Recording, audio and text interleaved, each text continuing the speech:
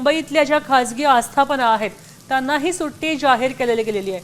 मुसळधार पावसामुळे सुट्टी जाहीर केली आहे, तर कर्मचाऱ्यांना घरी राहूनच कामकाज करण्याच्या सूचना दिलेल्या आहेत।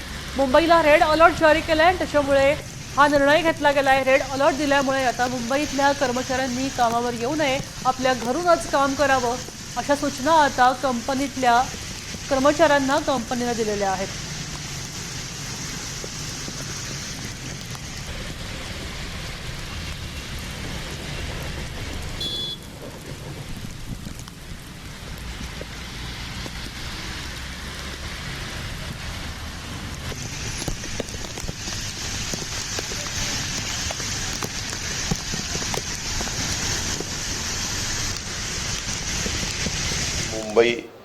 मुंबई उपनगर, पालघर, ठाणे, त्याच्यानंतर खाली तुम्ही रत्नागिरी, हा सगळा भाग रेड अलर्ट दाखवलेला आहे।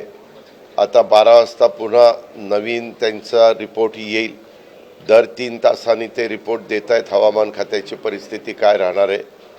पण एकंदरीत संपूर्ण राज्यभर पाऊस आहे। साधारण आत्तापर्यंत 10 लाख एकर, मी एकराच सांगतोय, 10 लाख एकर क्षेत्र हे आपलं पाण्याखाली आलेलं आहे आणि पिकं पाण्यात आहे।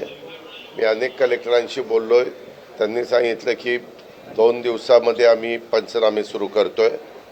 बऱ्याचशा ठिकाणी NDRF, SDRFच्या टीम काम करतायत। नांदेडच्या परिसरामध्ये आपण आर्मीला पण तिथं पाचारण केलेलं आहे, ते पण तिथं आलेले आहेत आणि काही गावं पूर्णपणे पाण्याने वेढली गेलेली आहेत। त्यांना SDRF आणि NDRFच्या जवानांनी बाहेर काढलेलं आहे।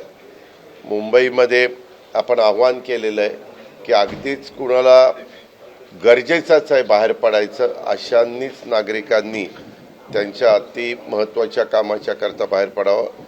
जास्तीत जास्त सुरक्षित राहण्याच्या दृष्टिकोनातून आपापल्या घरी थांबलेलं अधिक चांगलं राहील। दुसरी गोष्ट, आपण शाळांना सुट्ट्या दिलेल्या आहेत, कॉलेजेसला सुट्ट्या दिलेल्या आहेत मुंबईमध्ये।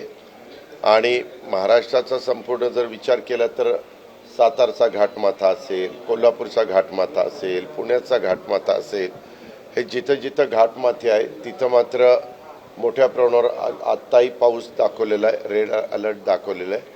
मुंबईतले काही ठराविक स्पॉट आहेत, त्या स्पॉटमध्ये पाणी हे तिथं साठलेलं आहे, परंतु पोलीस पण अतिशय अलर्ट आहेत।